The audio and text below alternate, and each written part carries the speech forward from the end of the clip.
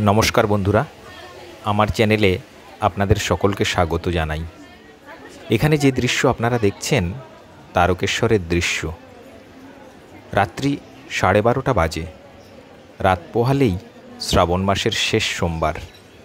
মায়েরা বোনেরা দূর দূরান্ত থেকে এসেছেন।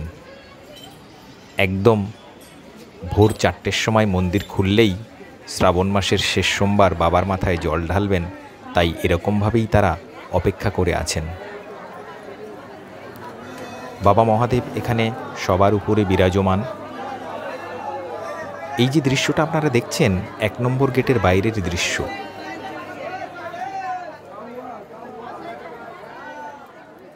এই মুহূর্তে আমি আছি একেবারে মন্দিরের সামনেই, যেখানে সন্ধ্যা আরতির ব্যবস্থা আছে। সবাই এখানে ধূপ ধুনো প্রদীপ মোমবাতি সব কিছু জ্বেলে বাবার কাছে তাদের মনস্কামনা পূর্ণের আবেদন জানাচ্ছেন। সব মিলিয়ে মন্দিরের আশেপাশে প্রচুর দর্শনার্থী এসেছেন, প্রচুর ভক্তরা এসেছেন তাদের ভক্তি, তাদের শ্রদ্ধা বাবার কাছে নিবেদন করার জন্য। বাবা মহাদেবের কাছে সবার একটাই আবেদন, বাবা মহাদেব যেন তাদের সবাইকে ভালো রাখেন।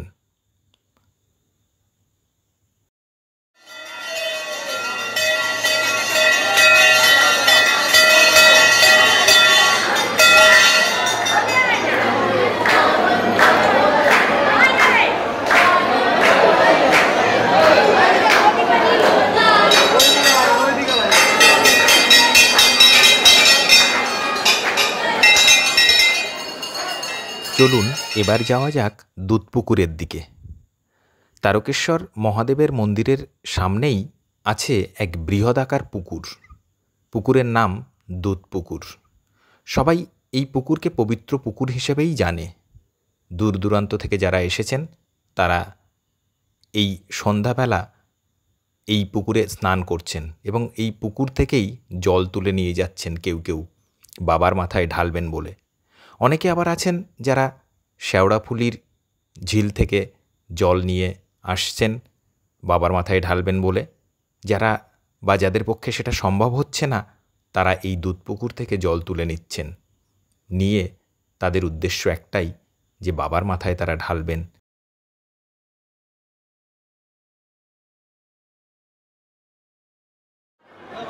এদিকে প্রচুর লাইন পড়েছে। দুধপুকুর আছে, দুধপুকুর থেকে সবাই স্নান করছে। স্নান করে দিয়ে সবাই আসছেন। এই লাইন গেছে একেবারে বাবার কাছে। সরাসরি বাবার কাছে পৌঁছানো যাচ্ছে না, এখন এত ভিড় হচ্ছে বলে বাইরেই জল ঢালার ব্যবস্থা করা হয়েছে। সেখানে চোঙ বা পাইপের সাহায্যে ব্যবস্থা করা হয়েছে যাতে জল বাবার কাছাকাছি গিয়ে পৌঁছায়। এই লাইনটা ঘুরে এদিক দিয়ে চলে গেছে।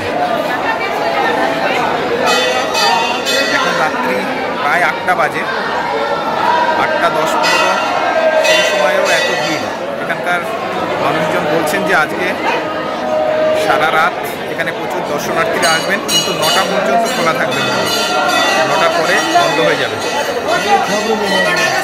দর্শনার্থীরা যেহেতু প্রচুর পরিমাণে আসছেন, সে কারণে অন্যান্য দিন 8টায় বন্ধ হয়ে যায়।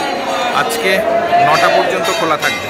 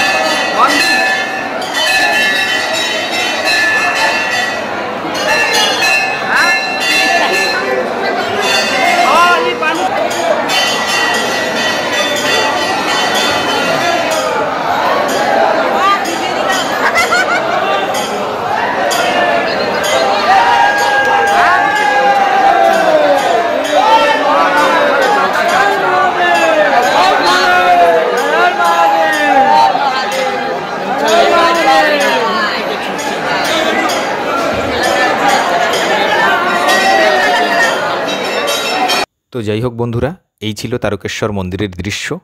আমি যতটা পেরেছি আপনাদের সামনে তুলে ধরার চেষ্টা করেছি। আবার পরবর্তী কোনো না কোনো ভিডিওতে আপনাদের সাথে দেখা হবে।